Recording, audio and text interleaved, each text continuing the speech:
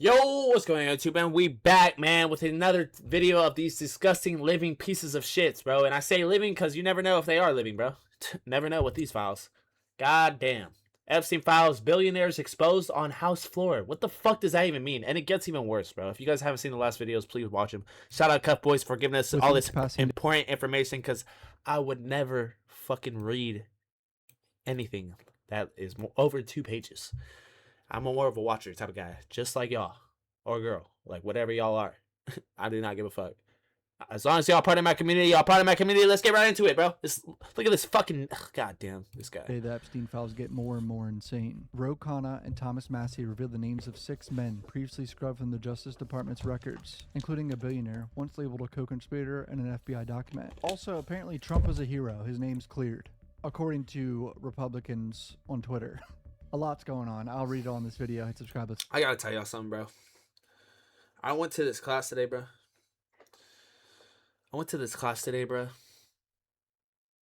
And we were talking about President's Day, right? I guess President's Day on Monday, like, we won't have school, but I guess it's on George Washington and Abraham Lincoln's. I mean, when we celebrate President's Day, it's Abraham Lincoln and George Washington we celebrate. One guy gonna go out of the class and say, yeah, the next president we're gonna celebrate is Donald Trump for the next 200 years. So what the fuck? After all these Epstein files, this was today, bro. Today is 8/2/12/26. After all this shit has came out, bro. Seemed like an intelligent guy. I don't know what he watches. I don't know what he thinks, but it's one way with this shit, bro. It's either you believe all of it for the Epstein files or you don't. Pick a side. Go. Everything discussed comes from publicly available documents. That was just blowing my mind today. Ro Khanna announcing the 6 redacted names in the Epstein files that are co-conspirators. Like, we're gonna have a day off of school for Trump's birthday. Like, that's how much he dick ratted him. No way. Redacted files. So let's see what he has to say. Mr. Speaker. Now, I didn't vote at all. I can get 2 fucks, but like what he said that was like OD as fuck. Unredacted Epstein files. We spent about 2 hours there, and we learned that 70 to 80% of the files are still redacted. In fact, there were 6 wealthy, powerful men that the DOJ hid for no apparent reason. When Congressman Massie and I pointed this out to the Department of Justice, they acknowledged their mistake. These men are Salvatore Navora, Zorab Mikaladze, Leopig Leonor, Nicola Caputa, Sultan Ahmed bin Sulayem, CEO of Dubai Ports World, and billionaire businessman Leslie Wexner, who was labeled as a co-conspirator by the FBI.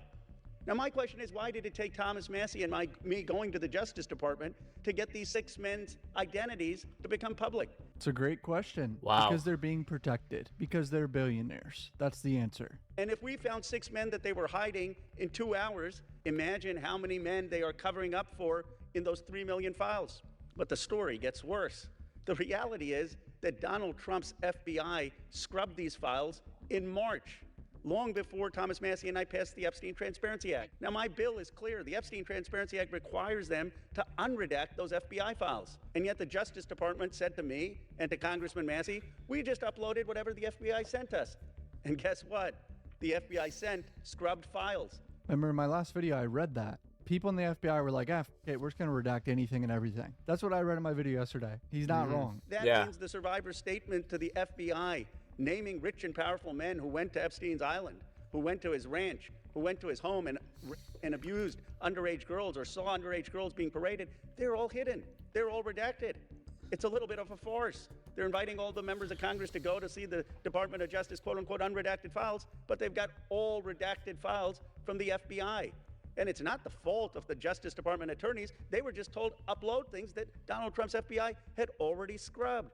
It's a blatant violation of the Epstein Transparency Act, but it also asks a fundamental question. Who are they protecting? Powerful men. Why are they protecting these rich and powerful men, people I call part of the Epstein class? Why are we in a country where there is no elite accountability for people who do the most heinous things? You have, in England, the king now calling for an investigation and possible prosecution of his own brother.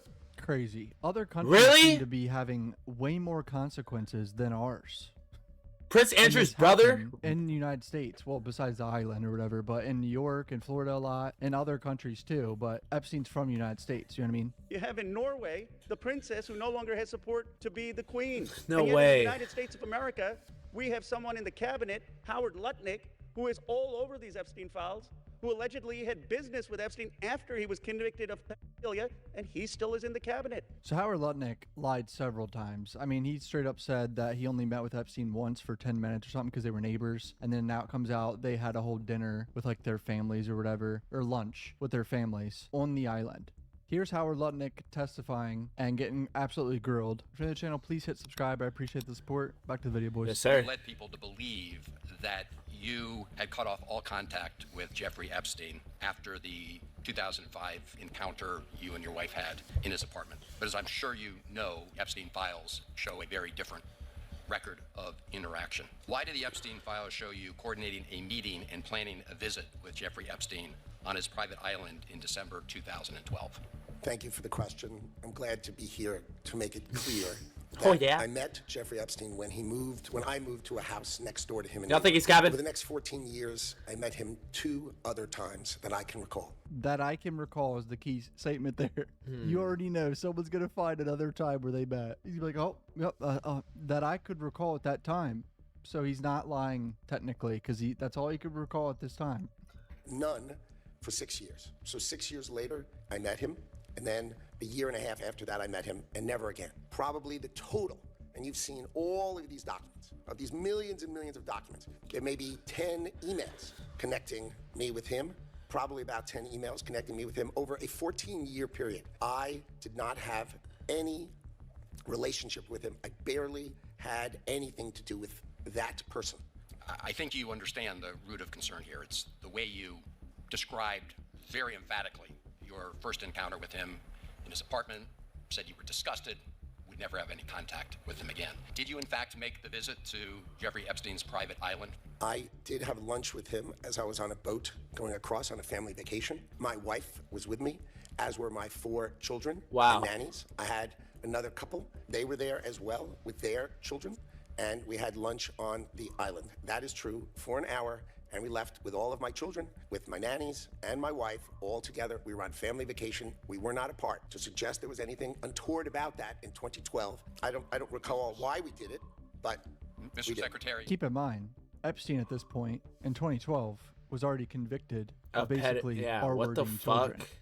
But then got the easiest sentence ever. Remember I read his sentencing? Yes, He was I able to remember leave in that. the daytime and work and shit, and got literally a slap on the wrist for having 40 plus victims at his house with a massage table. Crazy. In Florida, yeah. You can watch one of my recent videos about it. I'll link it down below. As I said, there's not an indication that you yourself engaged in any wrongdoing with Jeffrey Epstein. It's the fact that you misled the country and the Congress based on your earlier statements. Exactly. I don't think there's any really evidence of him hurting children. It's the fact that he Yes. lied about meeting him several times. Why would he do that? That's a red flag. To me, that shows there's, could be more to the story.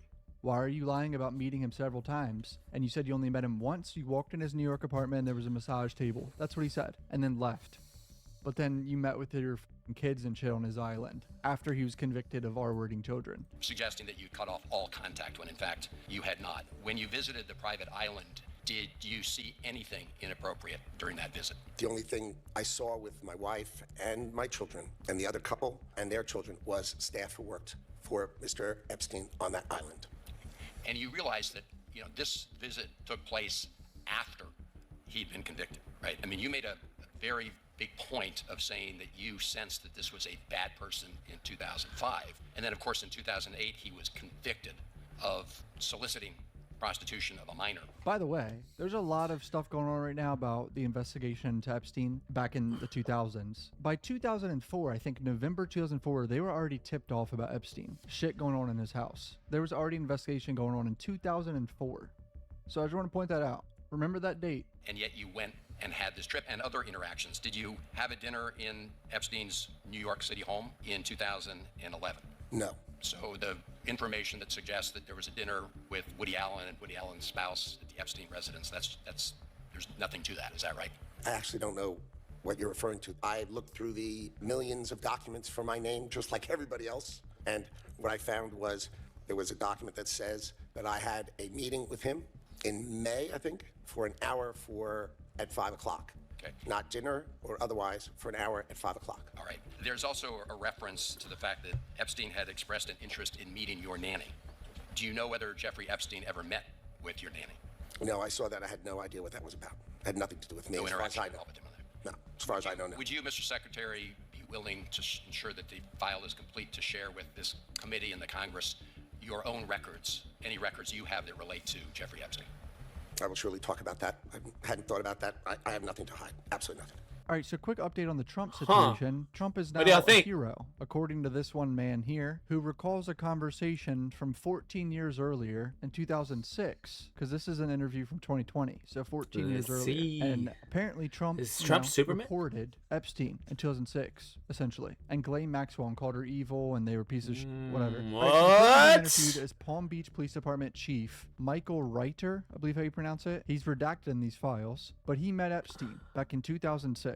He stated that in one of the boxes was an image copy of Jeffrey Epstein's kitchen counter laptop that had phone messages that redacted hadn't seen before. An employee was stealing from Epstein, and Epstein called the Palm Beach Police Department. This was how redacted met Epstein. Epstein donated $40,000 to Palm Beach Police Department to help purchase a machine to help BPPD review security footage. Crazy. A literal what? sex trafficker PDF file was donating to the police department that ends up arresting him. He also wrote Nah, a check whoa. for $90,000 to help them purchase a fingerprint machine. This was around the same time that Epstein's first victim had come forward to the police department. I mean, this is crazy. It seems like he's donating this money because he knows he's cooked. Because at this time, there was already an investigation, remember, in 2004. I'm sure he was tipped off at some point. The police chief writer or whatever did What the not hell? cash this check. It was very common for BPPD to receive donations from the wealthy like this. Epstein donated the police scholarship fund for children. He donated more than others. Redacted asked Redacted who Epstein is. Redacted said that Epstein supports law enforcement and is an important guy. Reiter became the police chief in 2001. In the early 2000s, maybe 2003, a call came into the tip line that attractive women were coming in and out of Epstein's house. BPPD did surveillance on Epstein's house, and 2 separate women were stopped. They're both students of Redacted, both Whoa. adults, and said they Oh, were okay, working both for adults, him. okay. The stepmother, the first victim, whose name Redacted thought was Redacted, was the one who made her come forward. Okay, so a stepmom got involved and made one of the victims come forward. Okay. The stepmother called and said her daughter was having sex with a man in Palm Beach. Whoa. They're brought into the precinct, and she said, "I'm not the only one. There are other girls doing it." This case was Whoa. assigned to Redacted, who interviewed Redacted a few days later. The case started to grow rapidly. So that's 2003 is what this guy is recalling, right?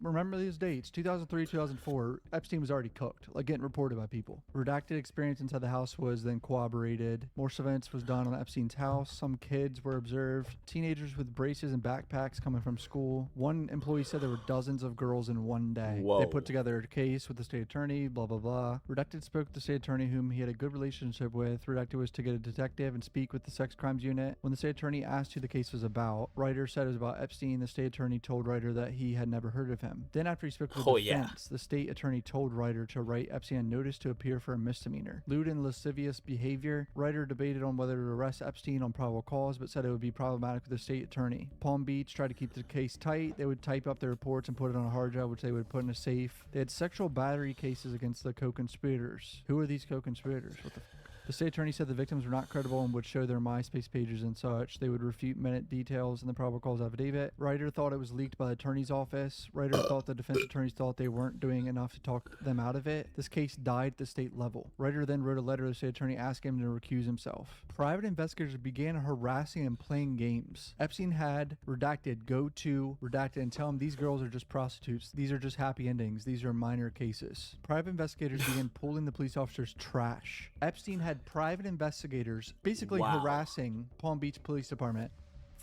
Crazy. This guy That's got away with this much insane. shit. About 6 months after Reiter retired, he was contacted by a private investigator who was represented by attorney Redacted. He told Redacted that he had some safety concerns for him. Redacted was told that Igor, Epstein's trainer, recently purchased a townhouse. The FBI got involved, introduced the victims to the FBI. Everyone was very motivated. Eventually, there was a lack of communication. There was a discussion of a plea deal. A U.S. attorney named Acosta said the defense had him very frustrated with the case. He said there were a lot of interest from higher up. A lot of interest from higher up. It is crazy this guy got away with this much shit just because he had connections. The state did not want to take it back. It took months to convince them to take it back. It was very disappointing that the system failed in this case. Yeah, you think. The system is fucked. There was a hurry to make this case go away. Oh my God. After giving the $90,000 check, Epstein came back to the writer's office. He talked about the Harvard donations Epstein just wanted to know about. Redacted, it was like he was sizing up Ryder. What? Afterwards, Ryder walked with Epstein to the lobby, and Redacted was there. She was like a statue. I wonder who that is.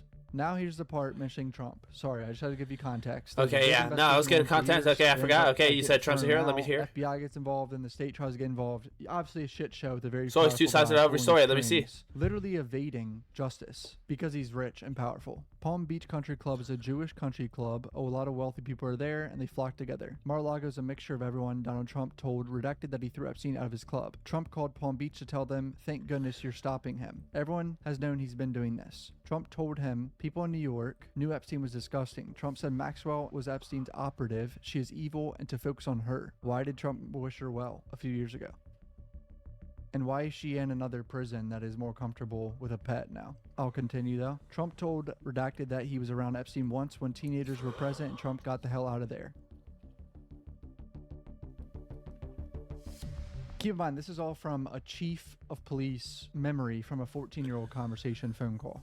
There's no record of Trump actually calling anyone in 2006. Trump was one of the very first people to call when people found out they were investigating Epstein. So this was already known thing. Investigation was going on. He was not a whistleblower. What do y'all think? What do y'all think? There's literally headlines on like tweets everywhere, like I guess like Republican Twitter, that he's a whistleblower and like helped take down Epstein. It's crazy. That's not what happened. No one could explain how Epstein made his money. They knew he worked for Bear Stearns. I don't know who the f that is. Probably someone rich. Blank was told that Epstein was kind of a technical guy that would make it happen, but you didn't want to know how. None of the victims that BPP spoke with said they had sexual contact with men other than Epstein while in Epstein's orbit. Redacted had one time went out screaming. Talk about Prince Andrew was a fixture in Palm Beach, and he had no protection while in there. An interior designer told Palm Beach that rooms in the Virgin Islands had been decorated for teenage girls. Redacted contacted the Virgin Islands police, but they were not helpful. Oh my God. Trump is now a hero. Apparently. Just from that one document of him calling them in 2006 saying they're evil. Trump's a hero. He took them down. You know what I'm saying? That's what I read, right? I mean, he's a whistleblower. He took them down straight up. He reported them. He's an agent. Let's go. So not only did he make the call once the cat was out of the bag and the investigation had started, but even Trump had not mentioned this to my knowledge for almost 20 years. Surely it would be a cornerstone of his defense with these allegations. Correct. I don't think I've ever seen Trump say, no. In 2006, I called and reported him and said he's an evil motherfucker. Interesting stuff right here. It's literally just a police chief remembering a 14-year-old conversation, allegedly of Trump calling, saying that people in New York know he's disgusting. When they were homies for years and years and years and years. Exactly. That's why I'm so confused. What are we doing here? And the fact that he was in a room with teenagers and just got the hell out of there. Why didn't he call then? Why didn't he call when he heard about in New York and people were saying Epstein's disgusting? If he's such a hero taking him down. Oh my God, what is this picture? So bro, what the this fuck? This is an infant with their private parts exposed, hell no. framed on the wall. Epstein, I don't know who this guy is, if someone can identify him. And then a woman down on the ground, maybe cleaning something up or something. But why did they take this picture? Creepy ass motherfuckers, bro. And why is there babies on the wall naked in this home? All right, that's it for today's video. Hit subscribe if you're new. Alright, that's the end of the video. Make sure you like, comment, subscribe. What y'all think about that, man? There's always two sides in every story. But do I believe that? Does that really take all this shit back that I've already read? I don't think so. Not for me personally, but let me know in the comments what y'all think personally and why y'all choose that side. I think these people are disgusting human beings and everyone should be punished. That's just how I feel, though. Let me know how y'all feel. I'll catch you on the next video. I'm Bert.